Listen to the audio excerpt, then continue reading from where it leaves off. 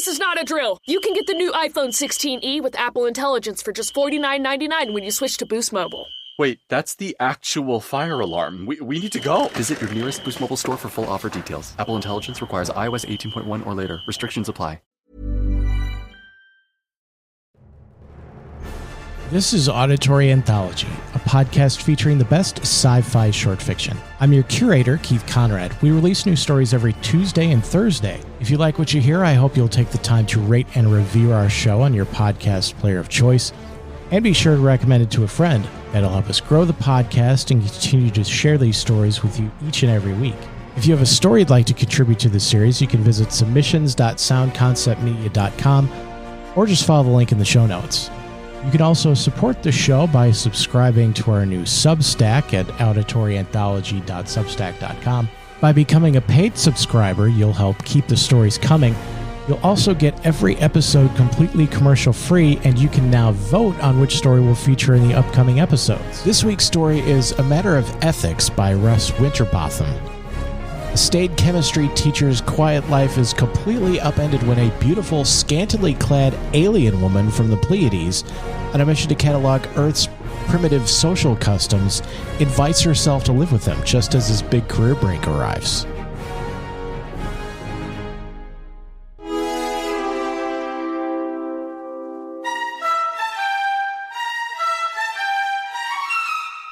The fly rod, the letter, and the small jar of paint were, in a sense, half of the problem Homer Hopkins had to solve. The other half rested in his complex mind. Fader's fadeless formulae had offered him a position, not a job, to take charge of its research department at $10,000 a year, twice what he was paid at Faderfield Junior College to teach chemistry. All of this was in the letter. "But I like being a teacher," said Homer. And he looked at the fly rod. "And I also like to fish." Teaching chemistry had left him little time for fishing. The science had advanced with such gigantic strides that Homer was continually catching up on the subject. He spent his vacations going to colleges and his off days reading literature, orienting himself. The little jar of paint had brought it about. Homer had sent a jar like it to C.J. Fader suggesting that it be placed on the market. All Homer had wanted was a fat check and a royalty which he could invest so he could retire someday. Instead, C.J. Fader had offered him a job. The old man who ran the principal industry of Faderfield would expect the new formula a month, and Homer was afraid he might not be able to turn one out every month. Homer knew enough about C.J. to realize that if he offered $10,000, he would expect a $90,000 profit. Homer could qualify for the first figure, but he wasn't so sure about the second. And then the doorbell rang. Homer glanced out the window at the row of lighted houses across the street. He lived by himself in a little four-room cottage near the junior college. Twice a week the cleaning woman got rid of the mail litter, and on Saturdays a student did the outside work to keep the little rented home in trim with the rest of the neat little neighborhood.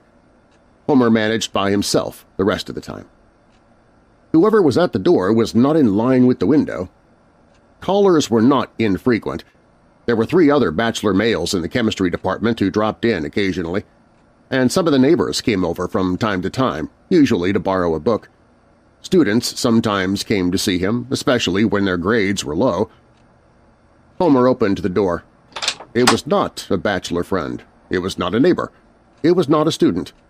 It was a very pretty young woman. She was dressed like she was going to a masquerade, with spangled tights or something of that nature, a glittering tiara, and shoes covered with rhinestones. Her hair was black and her eyes were brown. There was a faint flush on her cheeks that looked well with the ivory shade of her smooth skin.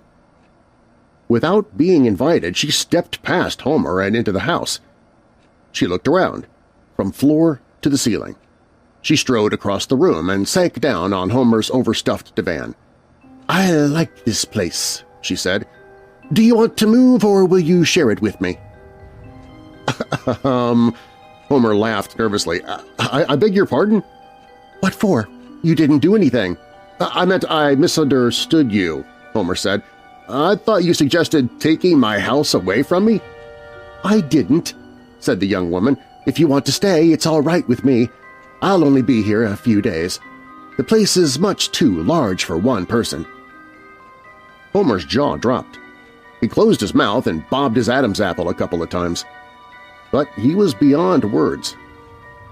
She rose, strode across the room, and opened the front door. She stepped out on the porch, and Homer felt a momentary relief. It was an illusion. CJ's offer had been more of a shock than he thought. Then she appeared again, carrying a black bag. "Where will I put my things?" she asked. "Ma'am," said Homer, I am a gentleman." That, he decided, was the best way to state his position in mixed company. "What has that got to do with it? I'm a lady." "Certainly, ma'am, but you must realize that what you're suggesting is most unorthodox.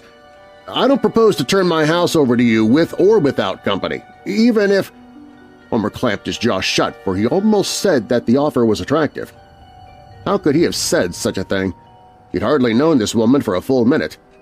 "Your house?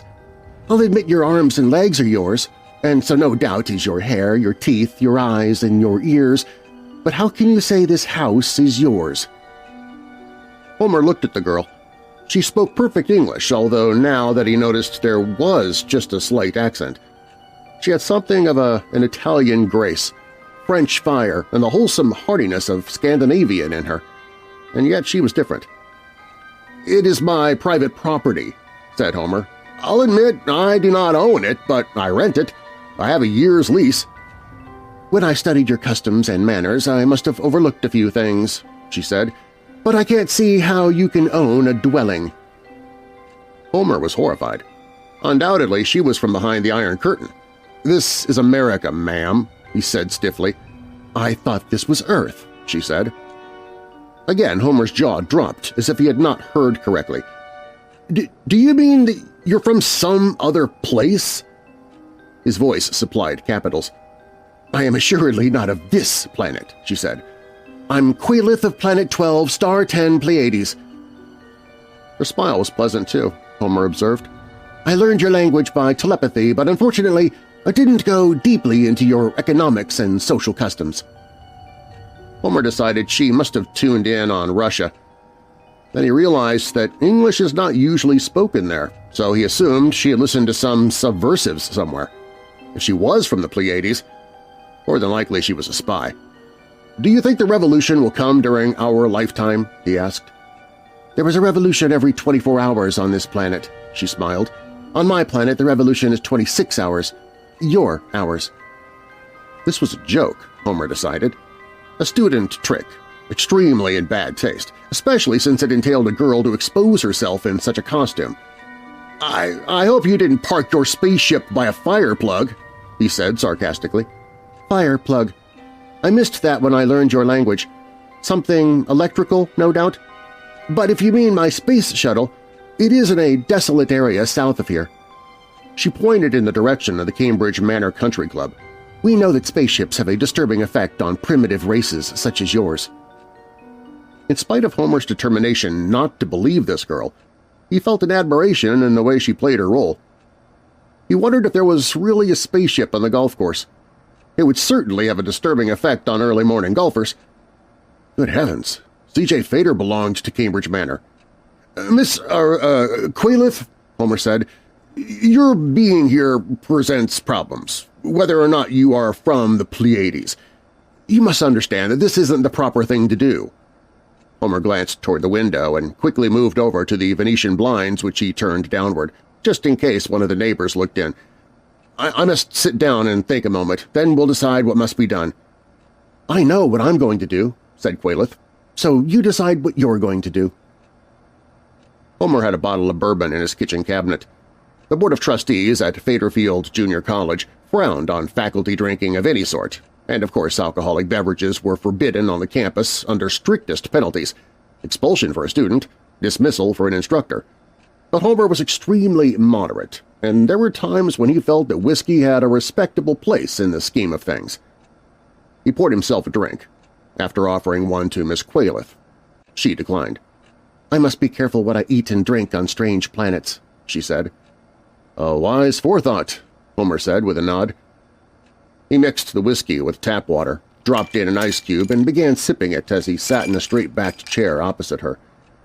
"Now," he began, "I won't question anything you've said. It doesn't matter really whether you were born in Faderfield, the next county, or a planet 200 light-years distant. There's one fact we can't deny. You are a woman, right?" "You are perceptive, sir." "My name's Homer," he said. He smiled, and she smiled back. Homer finished his drink and put aside the glass. "I'm a man." "That I already perceived." "Do men and women, occupy the same lodgings on Planet 12? "Certainly, and so do they here. I looked at all the houses on this street before I came to yours. I picked your house because you were alone." "But those people are married," said Homer. "I'm an unmarried man, a bachelor." "Are you a social outcast? An exile?" Quayleth asked. "No, I've not chosen a mate as yet." He didn't want her to think he was opposed to the idea. "On Earth it's not customary for an unmarried couple—" "Oh," said Quayleth, "that old thing." Homer felt a little indignant. "It isn't to be ignored." "Far be it from me to upset the Earth," she said. "I just dropped in for a brief time to complete our museum catalog of your system. We're not complete on the Earth, you see, and your little village seemed to have a pretty fair representation of human society, except a lack of primitive tribes. Now I'm not sure it is anything but primitive."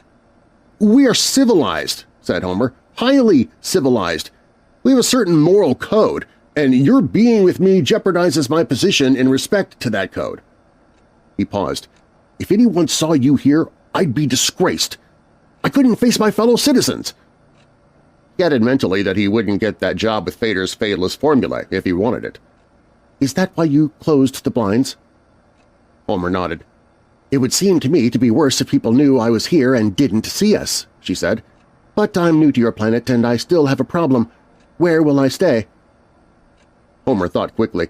There's a rooming house where some of the lady teachers stay." He paused, looked at her spangled costume and shook his head.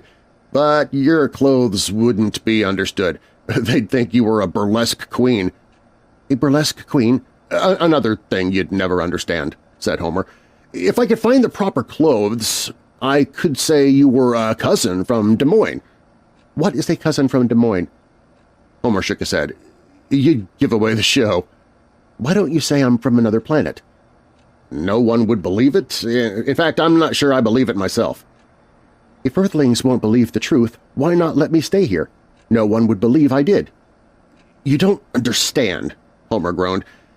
"There's such a thing as custom, moral law, ethics, social behavior. There are ways a person can act because to act otherwise is not the thing to do. Certain things cannot be done, and people are quick to suspect that they are being done sometimes when they're not being done. Am I clear?" "No," said Quayleth, "but the Earth file in our museum is going to be a large one." Suddenly the phone rang. Homer jumped and knocked his empty glass to the floor. Quickly he rose and lifted the phone. "This is Feeder, Hopkins," came a voice over the wire. "About my letter—" "Oh, yes, CJ, it came today." "This is a big thing, my boy." "I know it is, CJ. I want to get started on it immediately." To be frank, CJ, I wanted a little time to think it over." "I'll make it 12,000 if you make up your mind now, tonight," Fader said. "I'm going to expand. I'll make Fader's Fatalist the biggest line of paints in the world, but I've got to have research. You've convinced me you can do the job." "Can't I call you back, CJ? I just want to study this thing." "And get rid of Quayleth," Homer told himself. "No, I'm coming over to talk to you." There was a click in the receiver, and Homer held a silent phone. "A funny instrument," said Quayleth. "It'll never take the place of telepathy."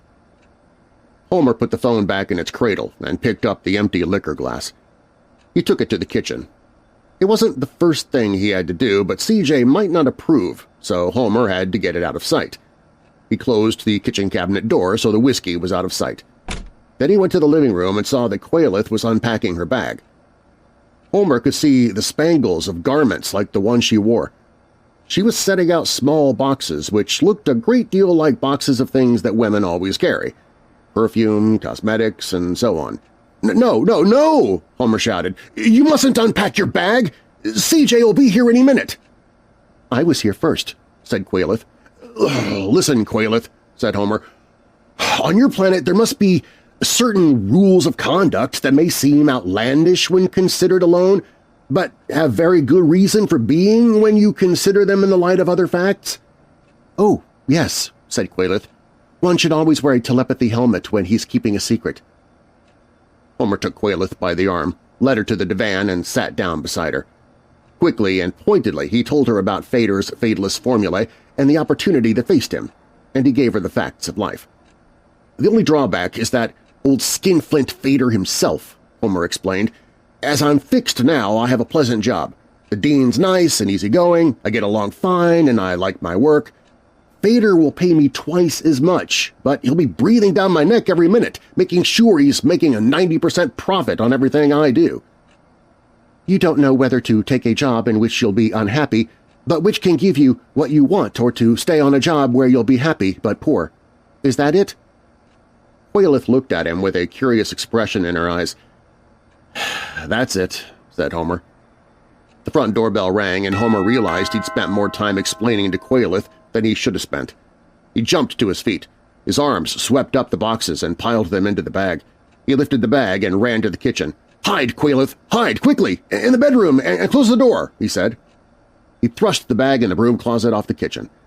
When he returned, he saw Quayleth admitting C.J. Fader at the front door. "Rumph," said Mr. Fader. His eyes traveled over Quayleth from spangled boots to gleaming tiara. "Oh, Mr. Fader," said Homer thickly. "I must have arrived more quickly than you anticipated," said Fader. He stepped forward and nudged Homer. "You sly young dog."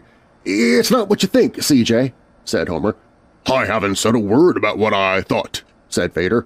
"What I want to know is where you found her." "I didn't. I'm from another planet," said Quayleth. "I'll say you are, baby," said Fader, chucking her under the chin. "You know, Homer here had me fooled, but I can see he's not as namby-pamby as I thought. Yes, sir, he's quite a boy." "He's been explaining all of the manners and customs of the Earth to me," said Quayleth. "And I'll bet he knows how," said Fader. "It's really the truth," said Homer. "Quayleth is from Pleiades." "Oh, yes, near Cincinnati. Well, I always heard those Cincy girls were pretty cute. Playing at the Roxy?" Homer shuddered. "She's left her spaceship on the Cambridge Manor golf links," he said. Mr. Fader roared. "Homer, you're a man after my own heart. I'll tell you what, boy, you come into my organization and I'll make you a vice president with a big chunk of stock. You can have charge of research, and if you can line up the babes for our conventions, we'll put the whole damn paint trade in our pocket inside of 2 years. After all, boy, it's girls and salesmen, not the quality of your product, that win on today's market." Slowly the idea sank into Homer's brain. Mr. Fader hadn't wanted to hire him because he was anything special as a chemist. "How much will I get?" Homer asked bluntly. "The stock ought to be worth $12,000 a year," said Fader. "On top of that, you'll get $25,000 as vice president in charge of research and conventions." And the $10,000 that Homer hoped to get had been cheap. $10,000 for a chemist, $25,000 for a salesman, plus a bundle of stock? A high-priced pimp. "Are you sure I'll be worth it?" "Don't talk like a nincompoop, boy. We're in." He turned to Quayleth. "Got any friends, honey?" Quayleth's eyes seemed to gleam. Fader's hand straightened with a jerk. He stood stiffly. "He's hypnotized," said Quayleth. "We can talk, and he won't hear or remember what we say." "There's not much to be said," said Homer. "You don't want the job?" "With this lecherous old tomcat?" Quayleth smiled. "You are puritanical," she said. "You are stuffy and naive and innocent. But I like you." "I'm probably crazy, too," said Homer. Quayleth shook her head. "No. You're unhappy. You don't like being a teacher either, do you?" "Of course I do." Homer spoke with too much emphasis. "It's a pleasant life." "But you've seen broken old men teaching. Men who had brains and who didn't have a cent in their savings account. You know you'll starve all your life and get very little thanks for discovering genius. You know, and you want to get away from it. That's why you even considered going with Fader in the first place. If you'd really been contented, you'd have turned him down right off." Homer realized she spoke the truth. But any job has its drawbacks. I've either got to teach chemistry or become a research chemist. From what I've seen, Fader and Faderfield Junior College are my only choices, and chemistry is all I know. You know about ethics and customs of your planet. You know what people are supposed to do and rarely do. It doesn't make a living for me. Not on Earth, but on Planet 12, you'd be an authority on the planet Earth. The only authority, because you know all about the Earth's unkept laws of social conduct, and you're one of the few that ever kept those laws. One thing held Homer back. Is your planet really communistic? Don't you have private property? Do you own this house? Well, I rent it, but some people do own their houses. Are you sure? Well, they have mortgages and taxes and so on. Actually, very few people own what they think they have, excepting their bodies. But men move in with women and women move in with men. This thing you call marriage corresponds with a custom we have, said Quayleth. I was going to marry you. I don't know you and you don't know me. How do you think I found you without telepathy? And you've seen me now. Is there anything wrong about me that, well, that— Nothing, Homer said fervently. He thought of people who had courted many years and still didn't know each other. Then he glanced down at Fader, still staring hypnotically. What a tale he's going to spread about town tomorrow, Homer said. He won't believe it, said Quayleth. I'll be gone, said Homer. Then we'd better get going.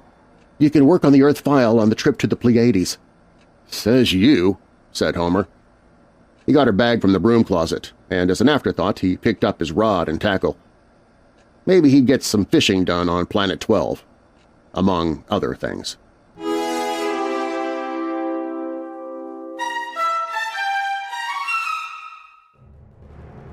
Auditory Anthology is curated and produced by me, Keith Conrad. Your narrator is Darren Marlar. Be sure to check out Darren's award-winning paranormal podcast, Weird Darkness, available at WeirdDarkness.com and your podcast app of choice. This week's story was A Matter of Ethics by Russ Winterbotham. It was first published in Imagination Stories of Science and Fantasy in October of 1954. Coming up on Tuesday, we'll have our spooky sci-fi series Tales from the Blue Line. Then the next story in our classic sci-fi series on Thursday will be The Martians and the Coys by Mac Reynolds. When alien invaders attempt to subdue a small group of backwoods humans with their advanced weaponry, they discover that their plans have been foiled by what they believe is the planet's formidable defenses and one simple-minded man.